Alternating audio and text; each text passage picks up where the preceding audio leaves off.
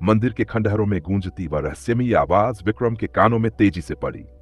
वह धुंधली आकृति अब और स्पष्ट हो रही थी। यह एक साधु की आत्मा लग रही थी जो किसी अदृश्य बंधन में जकड़ी हुई थी।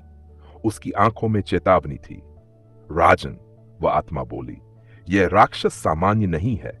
यह न केवल चतुर है बल्कि छल और धोखे में निपुण है। इसकी तीसरी पहेली का सही उत्तर देने पर भी तुम फंस सकते हो। इसे हराने के लिए तुम्हें इसकी मंशा समझनी होगी। विक्रम ने गहराई से सोचा। राक्षस अपनी जगह अड़िग खड़ा था। उसकी आंखों में अजीब सी कुटिल मुस्कान थी। हे राजा, क्या तुम डर गए?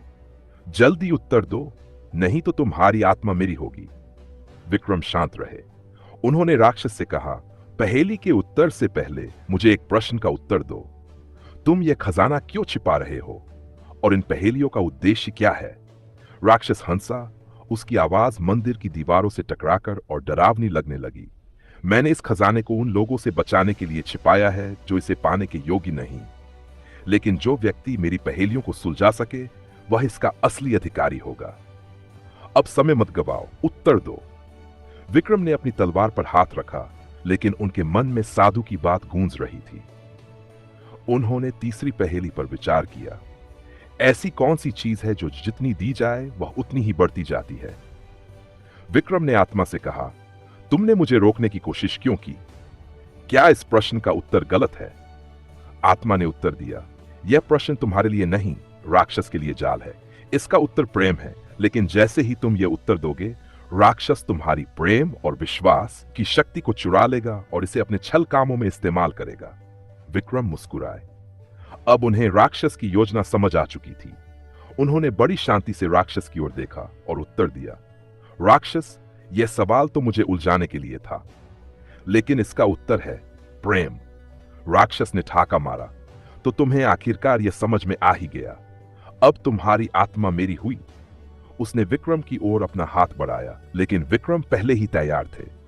उन्होंने अपनी तलवार को बिजली की गति से खींचा और एक प्राचीन मंत्र का उच्चारण किया जो उन्हें उस साधु आत्मा ने संकेत में सिखाया था।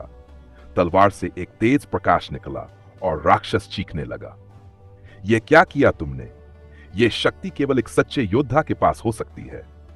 विक्रम ने दृढ़ता से कहा, तुम्हारी शक्ति तुम्हारी चतुराई में नहीं बल्कि धोखे में थी। अब यह जंगल और यह खजाना तुम्हारे जाल से मुक्त है। राक्षस का शरीर धीरे धीरे गायब हो गया। साधु आत्मा ने विक्रम को प्रणाम किया और कहा, राजन, आपने न केवल अपनी बुद्धिमत्ता से राक्षस को हराया बल्कि अपनी करुणा और विवेक से इसे सही तरीके से हल किया। अब यह खजाना आपका है।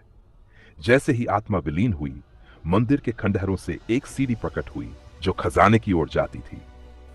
लेकिन विक्रम ने खजाने को छूने के बजाय एक और सवाल पूछा, यह खजाना क्यों बनाया गया था और इसका उद्देश्य क्या है? आत्मा की गूंजती आवाज ने उत्तर दिया, यह खजाना सत्य, साहस और धर्म की परीक्षा के लिए था। इसे पाने का अर्थ है इसे न्यायपूर्वक इस्तेमाल करना। विक्रम ने खजाने को हाथ नहीं लगाया। उन्होंने केवल यह सुनिश्चित किया कि यह किसी लालची व्यक्ति के हाथों में न जाए। मनोरंजन का जबरदस्त डोज लेना चाहते हो तो फिर देर किस बात की? हमारे चैनल को अभी सब्सक्राइब करें और सबसे शानदार वीडियो सबसे पहले देखें।